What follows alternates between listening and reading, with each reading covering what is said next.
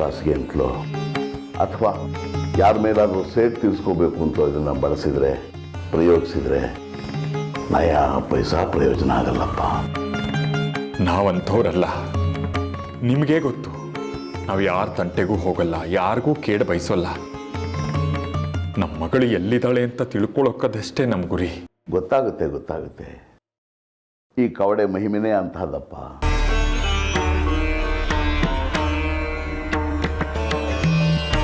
ಇದನ್ನು ಪ್ರಾಮಾಣಿಕರ, ಸಜ್ಜನರ, ನೊಂದವರ ಸಹಾಯಕ್ಕೆ ನಾವು ಇದನ್ನು ಬಳಸಿದರೆ ನಮ್ಮ ಪ್ರಶ್ನೆಗೆ ಆ ತಾಯಿ ಉತ್ತರಿಸ್ತಾ ದಾರಿ ತೋರಿಸ್ತಾಳೆ.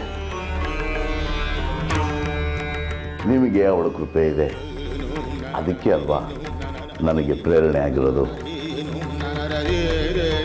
ಅಮ್ಮನವರು ಯಾವುದೋ ಒಂದು ದಾರಿ ಸೂಚಿಸ್ತಾರೆ. ಜಾಜಿ ಸಿಗ್ತಾಳಪ್ಪ, ಯೋಚನೆ ಮಾಡಬೇಡ.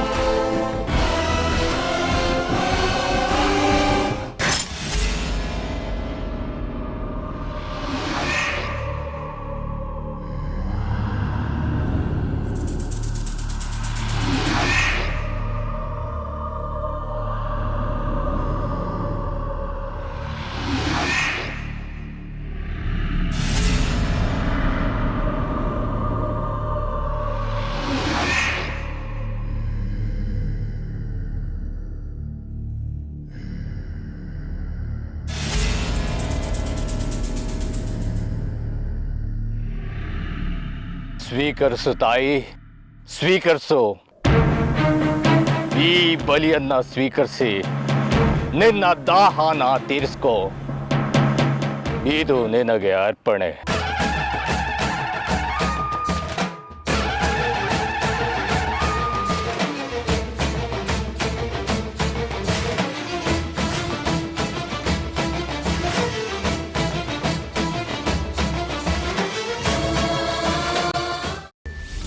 ಲಿವರ್ ಚಕ್ಕಣ ಮಾಡುವ ವಿಧಾನ: ಒಂದು ಬಾಣಲಿಗೆ ಎಣ್ಣೆ, ಈರುಳ್ಳಿ ಹಾಕಿ ಹುರಿದು ಶುಂಠಿ ಬೆಳ್ಳುಳ್ಳಿ ಪೇಸ್ಟ್, ಅರಿಶಿನ, ಪುದೀನ, ಕೊತ್ತಂಬರಿ ಸೊಪ್ಪು, ಲಿವರ್, ನೀರು, ಬೇಯಿಸಿದ ಕೈಮಾ, ಟೊಮ್ಯಾಟೊ ಪ್ಯೂರಿ, ಗರಂ ಮಸಾಲ, ತುಪ್ಪ ಮುಚ್ಚಳ ಮುಚ್ಚಿ ಬೇಯಿಸಿ. ಈಗ ಕೈಮಾ ಲಿವರ್ ಚಕ್ಕಣ ಸವಿಯಲು ಸಿದ್ಧ. ನಮ್ಮ ಇವತ್ತಿನ ಕಾರ್ಯಕ್ರಮದಲ್ಲಿ GFC ಖ್ಯಾತಿಯ ಕೃಷ್ಣಪ್ಪನವರು ಒಳ್ಳೆ ಚಾಕ್ನವನ್ನ ಮಾಡಿ ಕೊಟ್ಟಿದ್ದಾರೆ. ಹೆಂಗಿದೆ ಅಂತ ಎಲ್ಲ ಹೇಳಕ್ಕಾಗಲ್ಲ, ನೀವು ಮಾಡ್ಕೊಂಡ್ರೆ.